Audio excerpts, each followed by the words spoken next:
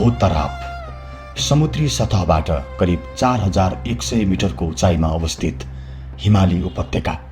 डोल्पाको यो गाउँ केवल एउटा मानव बस्ती होइन, प्रकृति, संस्कृति र आस्थाले सृजित जीवित कथा हो।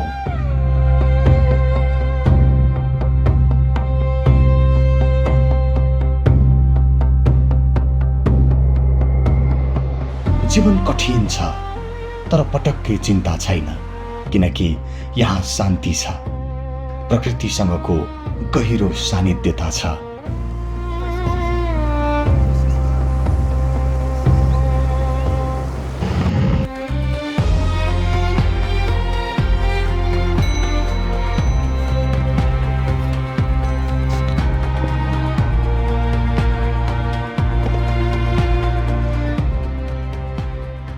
यहाँका बालबालिकाको मुहारमा पनि उस्तै सपना छ, खुसी छ, लोभलाग्दो बालापन छ।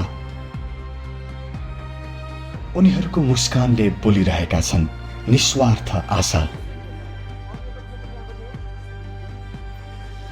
देशले नचिनेको, विकासले नछोएको, तर लुकेरै सुन्दरता बचाइरहेको स्वर्गको एक टुक्रा धोतराप।